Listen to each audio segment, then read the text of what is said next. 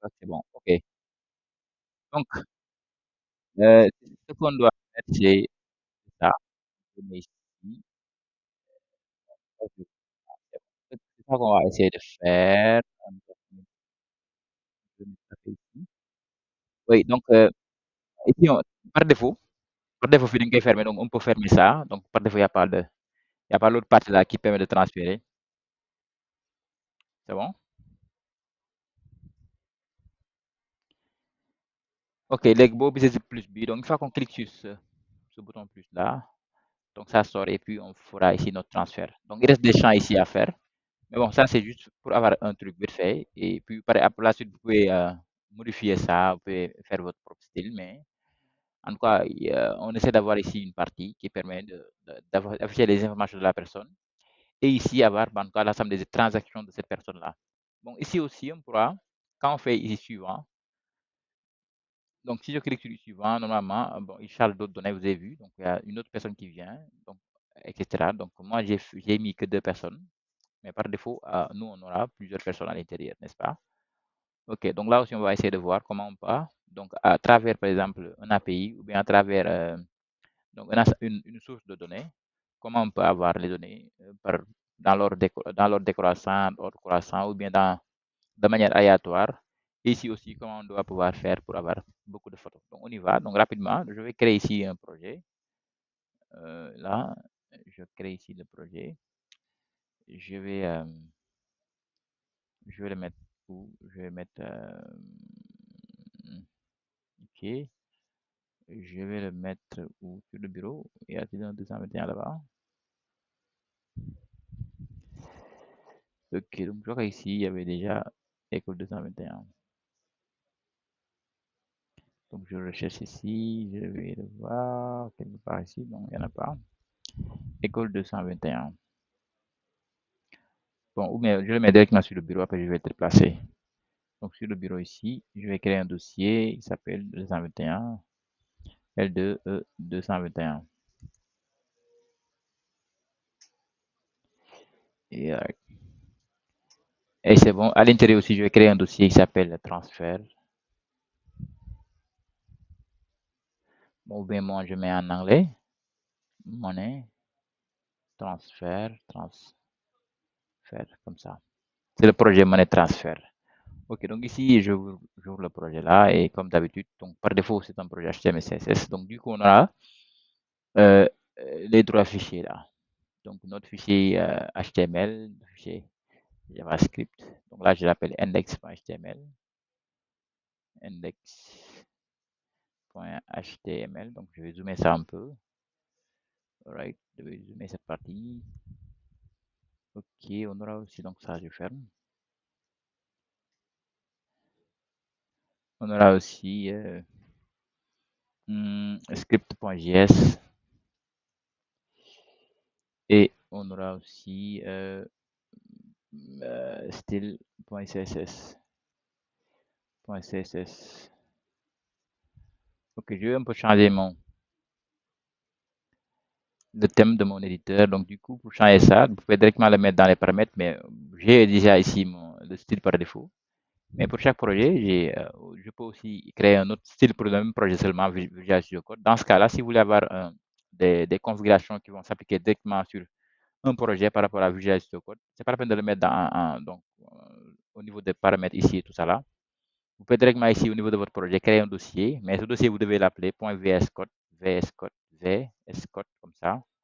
Et donc vous avez vu automatiquement l'extension. Donc vous avez vu ça marche comme ça. C'est un dossier .vscode et à l'intérieur vous avez votre settings.json. Alright, donc ça si vous le faites, ça veut dire que tout ce que vous allez mettre dans ce fichier là, c'est ça qui sera qui va être appliqué au niveau de notre projet. Donc moi ici j'ai par défaut si j'ai par défaut ici, je vais prendre un style de quelque part rec. Donc, je vais prendre le style que j'avais mis où? Je l'avais mis dans un desktop, dans Mac Application. Je mis ici et là, je l'avais project et je vais le mettre ici et là, c'est le fichier là. Où est-ce qu'il se trouve ce fichier?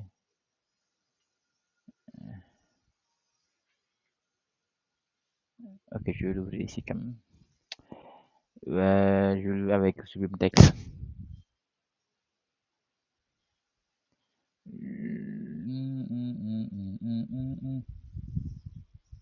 Et je prends mon Stacy qui est là.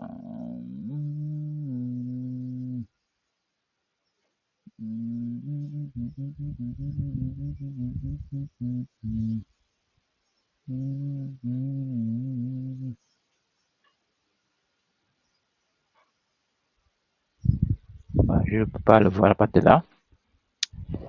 Mais écoutez, donc ce que je vais faire, c'est que ici, je vais directement ouvrir ici un autre fichier, éditeur, nouvelle fenêtre, et je prends, parce que sinon, et je reprends à partir de là. Ok, donc je vais prendre ça, et puis je vais prendre ce qui est là. Euh, ok, et je vais prendre le point VSCode qui est là. Hum, hum,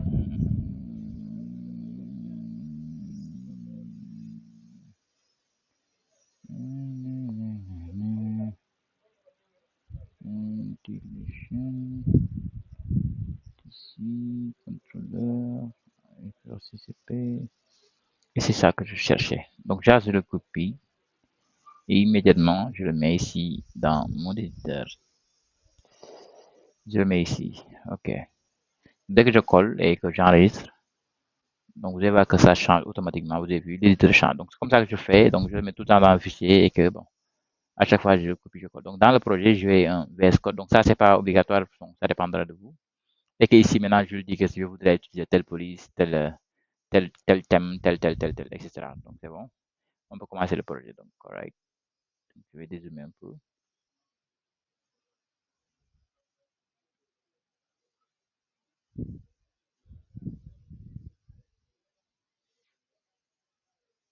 OK, donc c'est bon. Donc, on y va. Donc, dans l'HTML. Donc,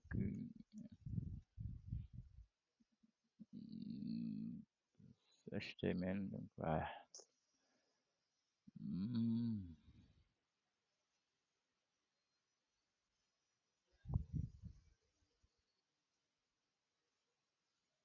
Donc, excusez-moi. Donc, ça bug un peu. Hmm. Ça bug un peu.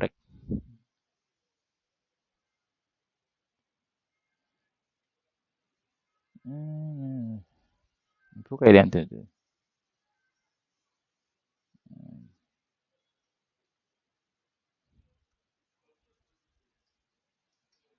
Hmm. Donc, il y a mon... OK, cool. Donc, je m'en ai transféré ici. Transfert. Et là, on y va. Donc là, je vais directement dans le body mettre une classe que j'ai appelée container. Div.container. Et à l'intérieur de cette classe-là, je vais mettre ici des flex. Donc ça, ce sont des textes, ce sont euh, des comment dire, ce sont des classes que nous, on va créer tout à l'heure. Hein. Donc, je vais appeler ici JCC. Donc, j'ai créé une classe qui s'appelle donc Justify Content Center. Donc, je l'ai appelée JCC, Justify Content Center. Donc, AIC pour dire Align Item. Donc, quand je mets AIC, c'est une classe qui va s'appeler AIC qui permet de faire quoi? Align Item Sender. Donc, et aussi, il y a une classe que je vais appeler FDC. FDC, ça signifie pour nous, comment dire, Flex Direction Column. C'est bon? À l'intérieur, donc ça là, ce sont les classes qu'on va créer. Je vais créer une division qui s'appelle card. Donc, je vais mettre div.card. Donc, right. Et à l'intérieur de cette division card, je vais créer une division qui s'appelle info deflex info. Donc, div, j'appelle info avec S et je mets que c'est quoi? Deflex. Deflex, à chaque fois que je le mets, ça signifie. Donc, display flex. À l'intérieur de ce display flex là, donc, on va créer une division qui s'appelle deflex2 display flex. Donc, div, deflex2.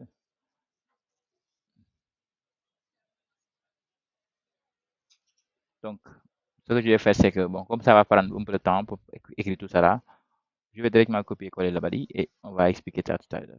Donc, on y va, je copie, je colle tout le body ici. Ok, et j'explique ça. Donc, c'est ça que j'ai fait. Donc, rapidement. Donc, vous allez voir qu'ici, il y a donc, container, des flex. Donc, à chaque fois que je mets des flex, ça veut dire display flex. JCC pour dire justify content center, parce que ça, je l'écris plusieurs fois. AIC pour dire line item center.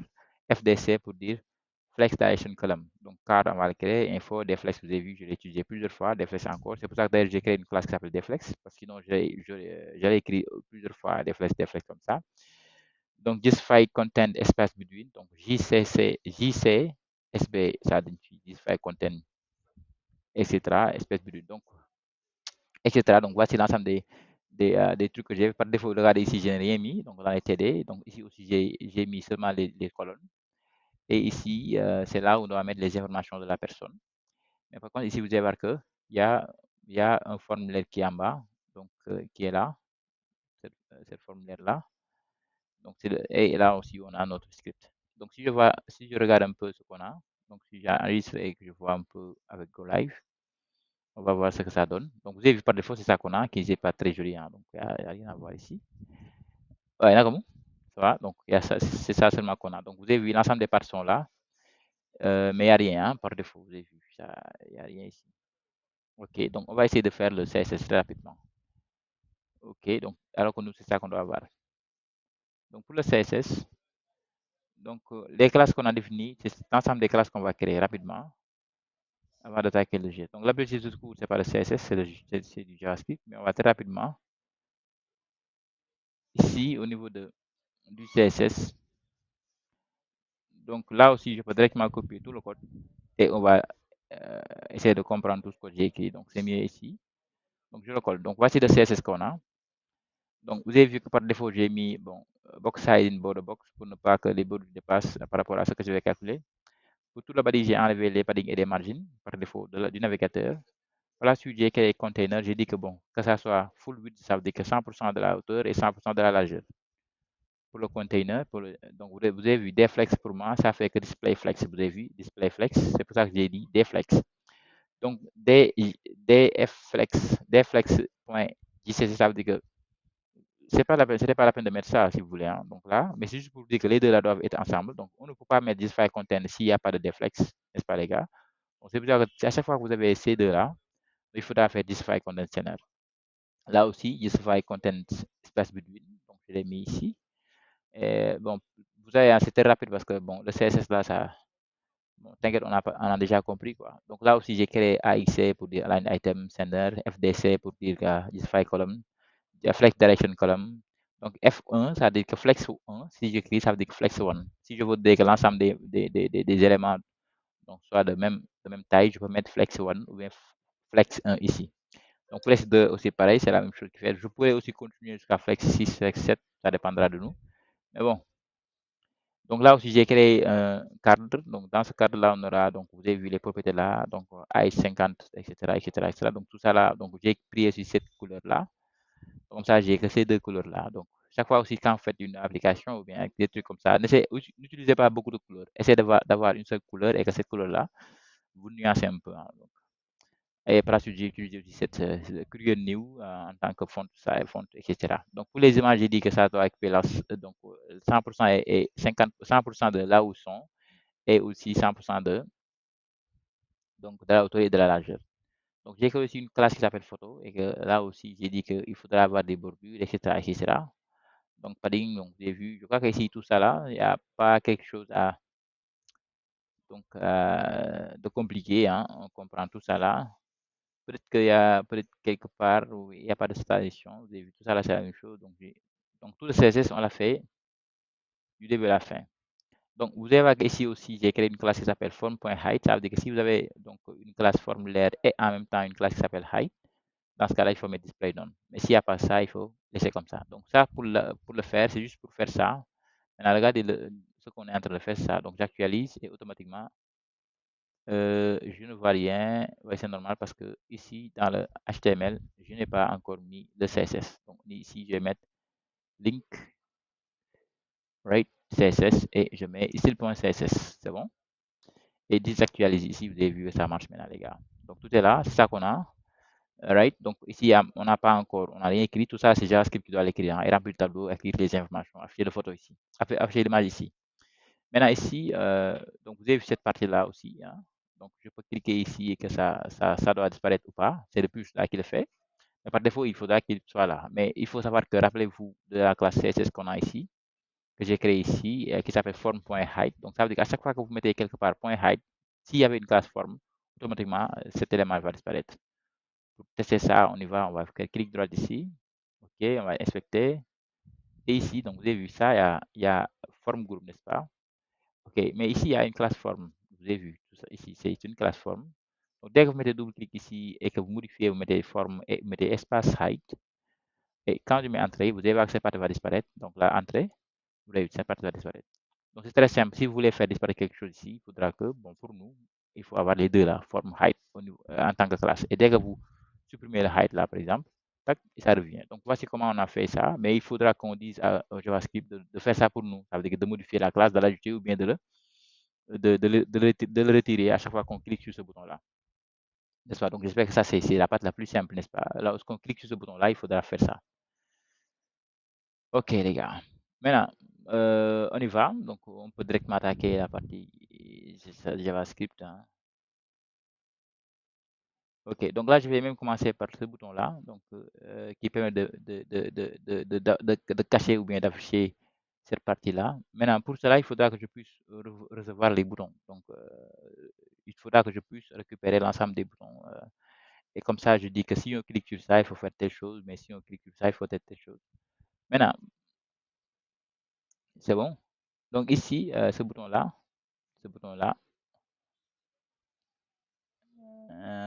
je vais récupérer ça, donc on y va. Je reviens, donc ce bouton, c'est ce bouton qui est là. Vous voyez bien au niveau du HTML. Donc là, je vais dézoomer un peu. Alright. Au niveau du HTML, donc tout à fait en bas, c'est là où j'ai mis cette partie-là. C'est cette partie-là avec forme, je sais pas quoi. C'est ici, n'est-ce pas, les gars? Cette partie-là, et regardez mon temps. Non, non, non. Le bouton plus, c'est où? Le bouton plus, on y va, on va le trouver. Le bouton plus. Et c'est là. Donc vous avez vu, le bouton plus est là. Maintenant, je vais l'appeler BTN Detail. C'est bon? BTN Detail. Donc, c'est ça que je vais copier et je vais récupérer ça. On y va. Donc, tout de suite là, je vais mettre ici, const. Et je l'appelle BTN Detail. Right? Égal. On peut mettre document.query selector, c'est beaucoup plus cool. Query selector, je voudrais récupérer quelque chose par et un seul. C'est quoi? C'est le bouton qui a pour ID BTN Detail. BTN Detail. Right. Bon, il n'y a pas d'S. Donc, rappelez-vous ce que je vais dire, hein. Donc, vous allez voir ici, je ne sais pas quoi, selector. Ça, c'est pour moi. Vous allez seulement mettre des guillemets et mettez ce que vous voulez. Donc, on y va. Donc, je vais mettre btn detail, point, add event listener. Donc, et je lui dis que lorsqu'on te clique là, l'événement c'est clic, et je lui dis que tu vas faire cette fonction fléchée. Cette fonction fléchée, qu'est-ce qu'elle va faire? Cette fonction, je vais dézoomer un peu, hein, donc pour qu'on puisse voir tout ce qu'on a écrit là-bas. Cette fonction fléchée là, qu'est-ce que la fonction va faire? La fonction va faire que afficher l'autre partie ou pas. Maintenant, l'autre partie, si vous voyez bien, regardez bien. Je vous montre ici au niveau de. Donc, c'est cette partie-là que je parle. Je parle de cette partie qui est là. Donc, je crois que je l'ai mis dans une division et qui s'appelle forme. Donc, si on descend un peu, c'est cette partie-là, vous avez vu, c'est cette division-là en général. Donc, si vous montrez ça, si je coupe cette partie, tac, j'enregistre et je reviens, vous regardez, ça disparaît. Donc, c'est juste pour vous montrer que c'est cette partie qui gère là. Mais cette partie-là, je l'ai mis dans une classe qui s'appelle form. Donc, je récupère ça aussi au niveau du JavaScript. On y va. Donc, je vais dupliquer cette ligne-là et ici, je vais seulement mettre ici form. Donc, je vais mettre directement ici form, mais rappelez-vous, pour la classe, pour form, c'est une classe. Donc, je vais mettre ici point. Cool. Mais rappelez-vous, donc, lorsqu'on clique, il faudra seulement ajouter une classe qui s'appelle hide. Donc, si on met hide, ça veut dire que ça a été supprimé ou pas. Donc, je peux mettre ici, par exemple, form. J'espère que vous voyez bien. Form. Je mets ici il y a ce qu'on appelle classe list et je vais mettre point add. Et ici, je dis que tu peux mettre ici hide. Donc ça veut dire quoi? Ça veut dire que je vais cliquer sur ce bouton, tu récupères notre formulaire là et tu vas lui ajouter une classe. Parmi ces classes-là, il a la liste de ces classes, tu vas lui ajouter la classe qui s'appelle hide. Et rappelez-vous, à chaque fois qu'il y a la classe hide et en même temps la classe form, ça disparaît. Donc on va actualiser ici et lorsque je clique ici, tac, regardez, ça disparaît. Right, les gars. Mais le problème, c'est que si je clique encore, il faudra que ça réapparaît. Donc pour cela, on peut mettre ici un if déjà. If, donc if, pour voir est-ce qu'il y a déjà la classe hide. Et dans le cas où il y a la classe hide, il faudra enlever cette classe. Et dans le cas où la classe hide n'existe pas, il faudra l'ajouter. Donc on peut mettre if ici et donc je vais mettre form. Donc cette méthode-là n'est pas une très bonne méthode, n'est-ce pas les gars? Je vous montre seulement pour vous donner l'alternative. Class this point. Donc ici je vais mettre contain. Donc vous avez vu ici contain. Content, ça veut dire quoi? Il dit que return true if token is present and false otherwise. Donc, contain et je dis contains et je dis mais hide. Donc, je vous montre un peu ce que ça fait. Et ici, je vais mettre ici, par exemple, alerte. Alright, et on va mettre ici. Bon, la classe existe. La classe existe. Right, donc ce que j'ai fait, c'est quoi? Et là, bah, si vous voulez, on met un else ici et on dit que la classe n'existe pas, n'est-ce pas, les gars? Alright, donc la classe n'existe pas. Ok, donc ici, je vais mettre ici double code. Et là aussi. Donc, juste pour vous montrer que contain, ce que fait contain. Donc là, je vais commenter cette ligne. Et je vais dire que bah, si je clique, il faudra regarder est-ce que notre formulaire a la classe height. Si notre formulaire a la classe height, il faut dire que la classe existe. Ah, sinon, il faut dire que la classe n'existe pas. Bon, naturellement, si ça marche, il va dire que la classe n'existe pas. Si je clique ici, tac, right, la classe n'existe pas. Pourquoi? Parce que bah, il n'y a pas de classe height. Regardez, parce que ici, dans notre formulaire, ici, il n'y a pas de height. Mais par contre, si je mets ici directement height, ça veut dire que par défaut, je lui donne un height ici, la height, une classe qui s'appelle height. Et que lorsque je clique maintenant, bah, qu'est-ce qu'il va me dire? Donc, allez, je vais actualiser. Maintenant, si je clique, il me dit que oui, la classe existe, n'est-ce pas, les gars? Parce que bah, on a c'est juste pour dire que content permet de tester est-ce qu'il y a une classe qui existe dans la liste des classes actuellement de notre formulaire. Bon, mais naturellement, si vous avez très bien compris, donc naturellement, ici, je vais décommenter cette ligne qui est là. Et là, je vais le déplacer un peu. Donc, je vais le mettre ici. OK. Donc, si la classe existe, il faudra pas le mettre. Mais si la classe existe, donc ici, normalement, je dis que si la classe height existe, quand je clique et qu'il y avait déjà la classe height, dans ce cas, il faut l'enlever. Et si dans le else, ça n'existait pas, il faudra l'ajouter. Donc, du coup, ici, il me reste seulement à savoir comment on peut enlever une classe. Donc, on y va. Je vais supprimer ça et je vais mettre point. Donc, form.class et je mets remove. Regardez les gars, il y a remove. Remove va supprimer une classe qu'on a donnée. Et là, je mets hide. Donc, ce que j'ai fait, c'est quoi? Lorsque il y a la classe hide, dans ce cas-là, il faudra. Lorsqu'il n'y a pas la classe hide, lorsqu'il n'y a pas la classe hide, alors il faudra l'ajouter. Lorsqu'il y a la classe hide, il faudra donc l'enlever, remove. Et sinon, bah, sinon, si ça veut dire que si la classe hide n'était pas présente, il faudra l'ajouter. Donc, du coup, ici, si j'actualise, par défaut, ça ne s'affiche pas. Et si je fais tac, clic, il s'affiche. Je clique encore et il disparaît. Alright, les gars. Donc, vous avez vu, c'est cool, hein? Mais tout ce qu'on vient de faire là, donc je vais commenter cette ligne, ou bien même je vais supprimer les gars, parce que nous ne sommes pas. Donc, c'est pas notre premier jour de JavaScript. Mais tout ça là, si vous voulez, hein, on peut le remplacer par avec une seule ligne. C'est quelle ligne? Form, point, class list. Et il y a ce qu'on appelle toggle. Toggle va dire que if is not given, if force is not given, toggle, donc token remove it if it is present and add it if it is not present. Il dit qu'il va ajouter la classe que vous avez mis ici, par exemple, ici je vais mettre height. Il va dire que lui, il va faire la même chose. Hein. Il va seulement ajouter la classe height s'il ne l'a pas trouvé, mais par contre, s'il trouve là-bas, il va l'enlever. Donc, ce que vous mettez dans toggle là, soit c'est ajouté, soit c'est enlevé. Quand c'est ajouté, lorsque ça n'existait pas d'abord, quand c'est enlevé lorsque ça existait. Donc, du coup, c'est exactement la même chose. Avec une seule ligne, on peut mettre toggle et que là, tac, ça marche. Donc, voici comment on peut faire que l'action, ce même bouton fait les deux, au lieu de faire des si, etc. Cool. OK. Donc ça, c'est la partie la plus simple, hein. Donc, on y va maintenant, on fait ce qu'on doit faire naturellement. Alright, donc là, je récupère aussi le bouton suivant là, parce que si je clique, il faudra qu'il prenne un autre élément. Donc ici, je vais récupérer ce bouton suivant et dans l'HTML, si vous voyez bien. Donc là, je risque à chaque fois de revenir dans l'HTML. Je risque à chaque fois de revenir dans l'HTML. Donnez-moi une minute. Hein? Je reste prêt. Hum, hum.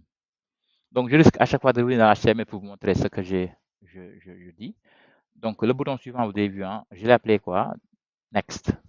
Alright? Donc c'est le bouton qui s'appelle Next, je pense, c'est ça. Next. Donc je vais récupérer l'élément dont la classe égale Next. Donc là aussi, il est plus rapide de copier ça. Et puis à la suite, ici, je vais l'appeler BTN suivant. Et ici, je vais mettre euh, next, n'est-ce pas, les gars? Et j'aurais aussi besoin de récupérer quoi? J'aurais besoin aussi, bon, je crois que c'est ça seulement que j'ai besoin. Et ici, bon, naturellement, je vais mettre ici let's une variable qui s'appelle user position. Position. Et puis, je vais mettre encore une autre variable let's qui s'appelle current user. Maintenant, les gars, pourquoi je mets ces deux variables? Déjà, vous avez remarqué que j'ai mis let. Donc, dans ce cas, ça veut dire que je vais les modifier. Peut-être que je vais mettre quelque part user position, soit quelque chose. Parce que const, on ne peut pas les modifier. Et que si c'était const, on est obligé de mettre ici une valeur par défaut. Alright, donc là, du coup, ces deux-là, donc ça, user position, ça permet de me donner quelle est la position de l'utilisateur actuel. Et ici, ça permet seulement de sauvegarder l'utilisateur actuel. Parce que comme il y a un bouton suivant, par exemple, imaginez que je fais un transfert de tel à tel, il faudra faire quoi? Il faudra débiter cette somme, et etc., etc. Donc tout ça là, pour savoir qui a fait le transfert et où est-ce qu'il doit le mettre, et tout ça là, il faudra qu'on puisse le savoir. Et aussi, current user, c'est l'utilisateur actuel. Donc ça veut dire que c'est celui qui vient pour faire la transaction. C'est ça que j'ai appelé current user. Et puis, je dois aussi sauvegarder sa position dans un tableau. Maintenant, cette position-là, il faut savoir que nous, si on fait suivant, donc je vous montre d'abord le projet original. Donc, si je fais suivant, il va afficher un autre, vous avez vu, hein, donc là, il est en train d'afficher d'autres personnes.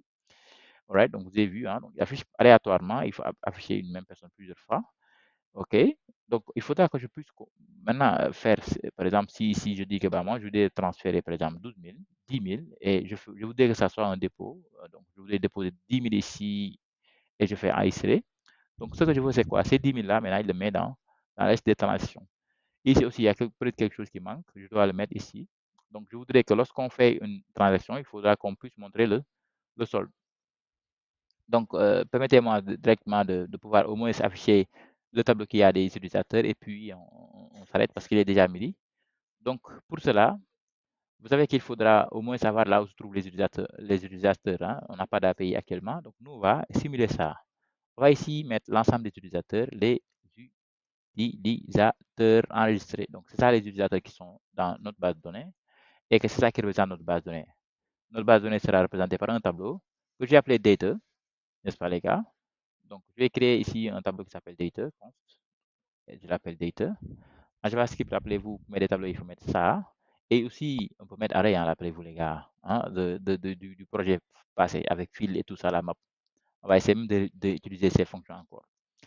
Alright, donc là, je mets un point virgule ici pour créer un tableau. Et ici, bah, je vais mettre l'ensemble des utilisateurs.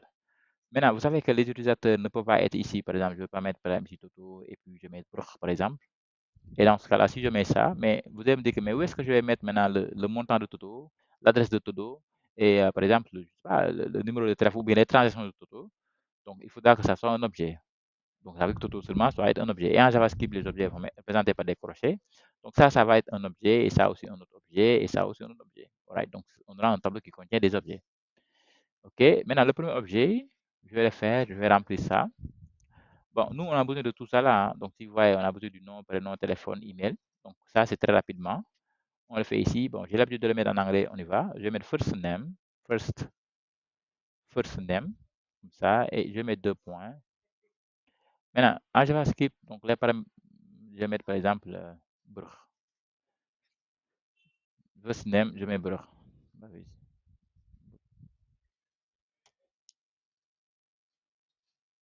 First name, je vais mettre ici le nom, hein, n'est-ce pas?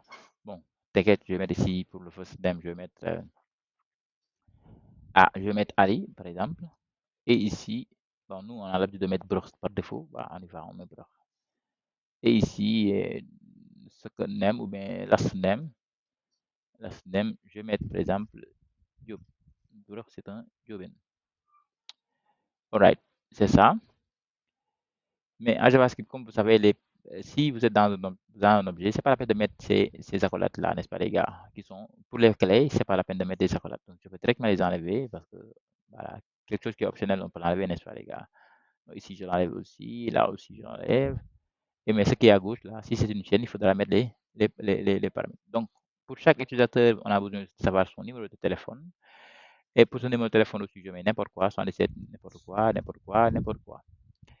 Et puis aussi, on a besoin de savoir son email, right? Et là aussi, je vais mettre, par exemple, brr, arrobase, exemple.com. Et ici, je vais mettre aussi une image de brr, parce que je vais télécharger tout à l'heure. Mais aussi, j'aurai besoin des transactions. Rappelez-vous, pour chaque utilisateur, il faudra afficher ces transactions. Vous avez vu comment les transactions vont changer. Par exemple, lui, il n'a que 3 transactions, alors que lui, il n'en a que 2. Donc, pour cela, il faut avoir un ensemble. Comme les transactions sont un tableau, c'est un tableau, c'est plusieurs. Donc, plusieurs, on représente tout le temps avec des tableaux, n'est-ce pas, les gars? Je vais mettre transactions ici. Et je vais mettre deux. Mais ici, je ne vais pas mettre des chaînes ni des numéros. Donc, je vais mettre un tableau pour dire qu'il y en a plusieurs. N'est-ce pas, les gars? Donc là, je vais laisser comme ça transaction, hein, mais encore, il y en a plusieurs. Est-ce que ce sont les nombres qu'il faut mettre ici à l'intérieur ou pas? Donc, je vais mettre ici ces transactions comme ça. On y va. Maintenant, bon, pour l'image actuellement, euh, pour l'image, bon, avant de faire l'image, donc je vais laisser comme ça. Et donc, ici, par exemple, je vais dupliquer Broc, hein. Au moins, on a deux utilisateurs. OK. Et chez vous, vous allez remplir ça. Vous allez avoir plusieurs utilisateurs, n'est-ce pas là? Là, je mets Toto. Toto. Toto Wad. Alright. Ok, il y a Broc et Toto Wad, mais qui n'ont pas les mêmes numéros. Donc là, je vais mettre 71 par exemple. Je ne sais pas si ça existe ou pas. Alright. Et là, on va un peu changer les numéros pour que ça soit beaucoup plus nice, n'est-ce pas, les gars? Et ici, c'est peut-être c'est Wad. Wad to. Alright, exemple.com aussi. Ok, cool. Maintenant, donc je vais un peu terminer ici peut-être. Donc, on va créer ici une fonction donc, qui va nous permettre de charger l'ensemble des données. Donc, une fonction qui va afficher l'ensemble des utilisateurs, n'est-ce pas, les gars? Une fonction qui permet d'afficher l'ensemble des utilisateurs. Data you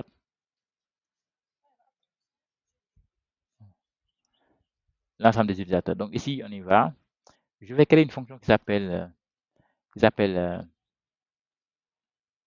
l'appelle load, hein, load pour décharger. OK, alright. Load user, on y va, load user, par exemple, hein. Load a user, ou bien, bon, son rôle, c'est seulement afficher quelqu'un, en tout cas. Maintenant, pour afficher quelqu'un, il faudra quoi?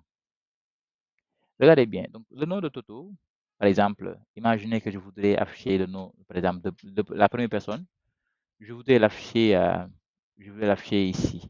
N'est-ce pas? Il y a ici, regardez.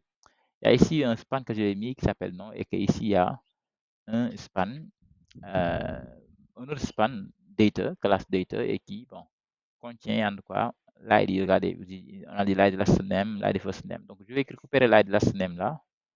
Et je vais dire au JavaScript, lorsqu'on va appeler cette fonction, il faudra que tu récupères la name. Donc ça, je peux le mettre en haut. Mais comme je sais que c'est dans cette fonction que j'ai utilisée, c'est pour ça que cette constante, je le mets ici en bas. Égal document. Point. Donc on est en train de manipuler le DOM. Query selector. Et je dis qu'il y a un dièse cette fois-ci. C'est un ID. Et que l'ID là, bon, c'est pour récupérer le last name. Et naturellement, je vais récupérer l'ensemble des autres qui restent. Et puis, qu'est-ce que je vais faire? Je vais dire last name. Point. Naturellement, je peux mettre inner HTML, n'est-ce pas, les gars? Et je dis égal. Égal, je mets par exemple Moussa. Si vous voyez bien, donc là, actuellement, dans ce qu'on a ici, il n'y a pas de nom ici. Vous avez vu, j'ai mis 3 points seulement. Bon, ces 3 points-là, c'est ce qu'on a, j'ai mis ici dans l'HTML. Donc, c'est les 3 points que vous avez. Maintenant, ici, c'est le JavaScript qui va venir et mettre ici effectivement le nom. Parce que lorsqu'on vient par défaut, on ne sait pas quel est le nom à charger. Maintenant, pour cela, je dis que je récupère là où se trouvent ces 3 points. C'est ça, c'est la CDM là. puis maintenant, je dis au JavaScript, bon, lorsqu'on va commencer et lorsqu'on appelle cette fonction, par défaut, toi, tu écris Moussa. Maintenant, cette fonction, vous avez vu, on l'a créée, mais on l'a jamais appelée. Donc, on y va. Je vais l'appeler ici. Bon, on peut en général l'appeler en bas. On peut aussi l'appeler en haut, il n'y a pas de problème. Mais bon, je l'appelle ici, entre les événements et tout ça là. Bon, ou bien aussi, vous voulez, on l'appelle en haut. Donc, je l'appelle ici comme ça. On va pas, donc, appel de la fonction principale. Principale qui affiche les données. Affiche les users. Right. On y va. Donc, cette fonction, je vais l'appeler load user. Je vais mettre load user en parenthèse. Cool. Maintenant, ça veut dire que, bah, que dès qu'on commence, il faut appeler load user. Et là, du coup, lorsque je reviens, regardez, par défaut, vous allez voir qu'ici, il y a Moussa, non, les gars. Vous avez vu, par défaut, il y a ce Moussa. Maintenant, en réalité, c'est ça que la fonction l'a fait. Donc, lorsqu'on l'appelle, il va afficher Moussa. Mais bon, nous, on n'a pas de Moussa dans notre tableau. Rappelez-vous, nous, on a que Burr et Toto. On peut lui dire que, attention, lorsqu'on vient, il faudra afficher quoi? À la place de Moussa, je voudrais que tu affiches quoi? Burr ou Toto. Mais heureusement pour nous, nos données se trouvent dans le tableau global qui s'appelle Data. Vous regardez ici Data. Je l'ai mis tout à fait en haut ici parce que je voudrais que tout le monde puisse le voir. Alors que ici, username, je l'ai mis à l'intérieur de la fonction. Donc, username, on peut le voir qu'à l'intérieur de la fonction. Je peux mettre data id et je mets crochet. Pourquoi je peux mettre crochet? Parce que ici, regardez, j'ai dit que data était un tableau. Donc, à l'intérieur, il y a deux objets. Alors, du coup, je peux mettre data ici et là, je peux mettre 0 par exemple pour dire que donne-moi le premier élément du tableau. Mais rappelez-vous que le premier élément du tableau est un objet. Mais bon, on va essayer de voir ce que ça donne. Regardez ici, il me dit object. Vous êtes en train d'afficher ici un objet et que ça, c'est impossible. Tu dois me dire si c'est un objet, ça veut dire que s'il y a des accords, bah, il faut me dire qu'est-ce que je dois afficher dans l'objet. Mais heureusement pour nous que l'objet est caractérisé par first name, etc., etc., etc. Si par contre je voudrais afficher le téléphone là-bas, dans ce cas-là, je vais mettre object, regardez, 0, pour dire que c'est le premier élément qui est un objet, et je mets point. Maintenant, point, c'est lorsque vous voulez, si vous mettez point, ça veut dire que ce qui est à droite est un objet. Si vous mettez crochet, ça veut dire que ce qui est à droite, c'est un tableau. Donc, regardez ici, il y a des crochets ici. Donc, ça veut dire que ce qui est à droite de ces crochets, c'est data, bah, c'est un tableau. Effectivement, data est un tableau. Maintenant, comme ici, il y a un point, ça veut dire que ce qui est à droite, tout ce qui est à droite, c'est un objet. C'est effectivement data de 0. Data seulement, c'est un tableau, mais data de 0, c'est un objet. Parce qu'à l'intérieur du tableau, il y a des objets. Donc, du coup, ici, si j'actualise, il va afficher ici le numéro de téléphone. Mais comme vous savez, les gars, ici, c'est le quoi? C'est le first name qu'il faut afficher. Et là, du coup, je vais mettre first name, right, les gars. Et du coup, ici, on a bro. Maintenant, vous allez me dire que ben, si je clique sur suivant, il faudra afficher un autre, n'est-ce pas, les gars?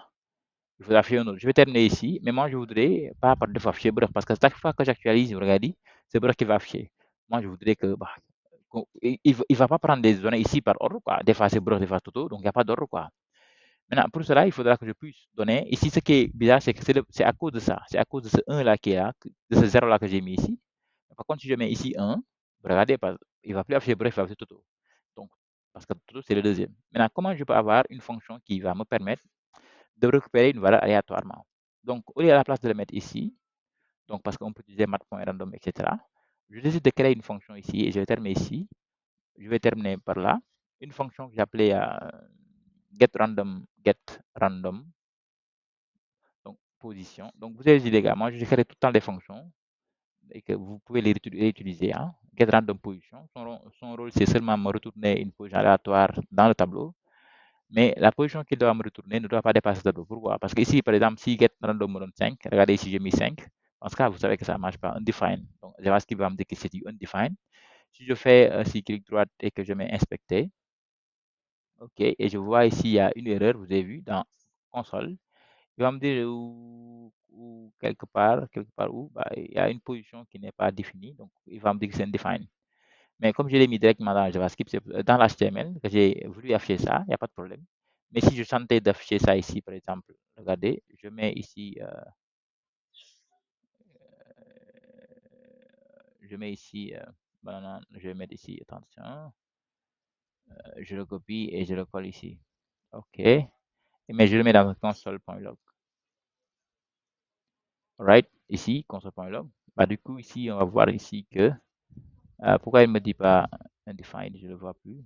Oui, c'est ça, je ne l'avais pas vu, c'est ça qu'il me dit. Il me dit que cannot read properties of undefined first name. Il me dit que je ne peux pas lire first name parce que ce que tu m'as affiché, c'est undefined, ce n'est pas défini, parce que dans le tableau, il n'y a pas 5 éléments. Donc, vous avez vu, Donc, c'est pour ça qu'ici, on ne peut pas afficher n'importe quelle position. Donc, j'ai créé cette fonction-là qui me donne les positions du tableau, mais de manière aléatoire. Donc, pour cela, vous savez déjà ce qu'on appelle math.random. Il y a math.random qui retourne position, je sais pas. Mais moi, ce que je veux, c'est pas seulement math.random, parce que math.random va me retourner une valeur qui est avec des virgules. Donc, je mets d'abord math.floor. Donc, à chaque fois que vous avez besoin d'un entier aléatoire, c'est comme ça que vous allez mettre math.floor, parce que math.floor va convertir ça en entier. Il va prendre par défaut. C'est pas c'est par défaut. Par exemple, si vous avez 4.0, si vous avez 4.2, il va vous donner 4. Si vous avez 4.5, il va vous donner 4. Si vous avez 4.9 aussi, il va vous donner 4. Alors qu'aussi, il y a ce qu'on appelle CI même par contre, CI, si vous avez 4.1, il va mettre à 5. C'est ça? OK, donc il va seulement, math.floor va seulement enlever la partie décimale pour que ça soit un entier. Maintenant, je dis que math.floor, math.floor, il faut lui donner un nombre. Je dis que je lui donne quel nombre? Math.random, math.random, ça veut dire que je demande à ce qu'on me fournit un nombre aléatoire. Maintenant, ce nombre aléatoire-là, s'il reste comme ça, il va me donner entre 1 et 0 seulement. Entre 0 et 1. Mais moi, je dois le multiplier par exemple, ici, une variable, par exemple, je vais mettre max, par exemple. Et que max, c'est quoi? Max, ça doit être, par exemple, la taille de notre tableau. Parce que moi, je ne veux pas mettre ici exactement 2, parce qu'actuellement, on n'a que 2 dans notre tableau. Vous avez vu, il n'y a que 2. Mais je ne veux pas mettre 2. Tout le monde sait que je peux aussi mettre quoi? Data. Parce que data est global. Data.length. C'est-à-dire que je prends et je multiplie par la taille du tableau. Et du coup, ça marche. Et pour montrer que ça marche ici, qu'est-ce que je vais faire? Je vais mettre quoi? Ici, je vais mettre pause. Je vais créer une variable ici qui s'appelle pause, position, const,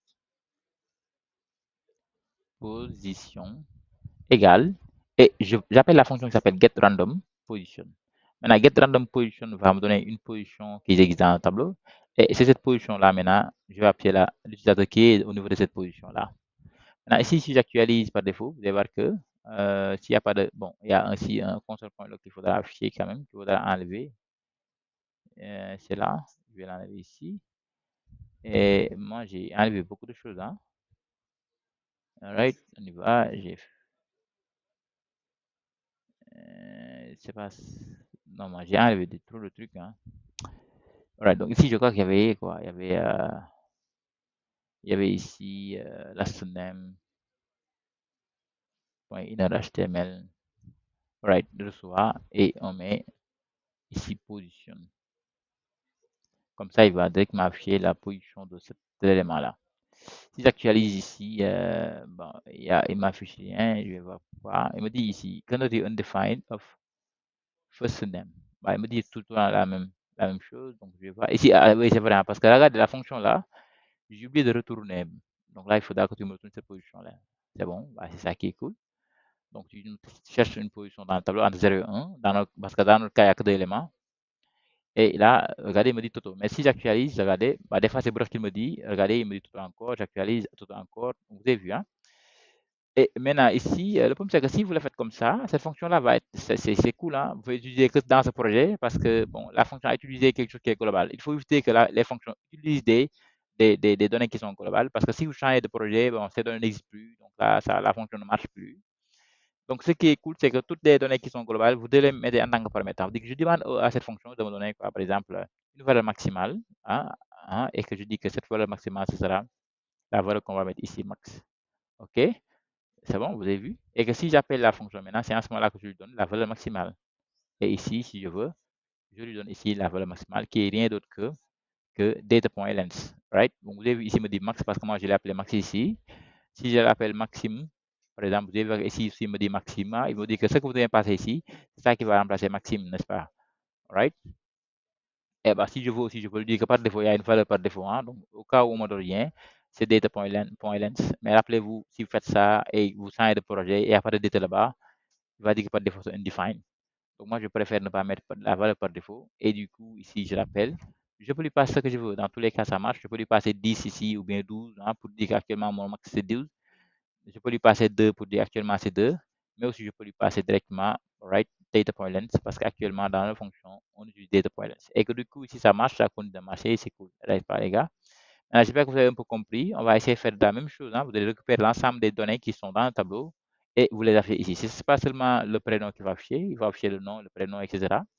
Maintenant, avant de partir ici, je vais un peu modifier l'HTML. Regardez un peu, c'est pas responsive, t'inquiète, c'est pas l'objet de notre cours. Je vais un peu modifier l'HTML pour qu'on puisse aussi afficher le solde, n'est-ce pas les gars? Donc, on y va. Donc ici, tac, je mets, parce que tout le monde aussi aura un solde. Donc, le solde, je le mets où? Après email. Nous sommes là, après email. Et là, je copie ça et je le colle ici. OK, et là, maintenant, je vais mettre solde. Solde, c'est le nombre, c'est le montant que le gars il a déjà. Vous avez vu maintenant, il y a solde. Et si vous voulez même par défaut pour solde, bah, on peut mettre 0. On peut mettre ici 0. OK, et là, du coup, c'est beaucoup plus nice. Donc, tout le monde aura ça.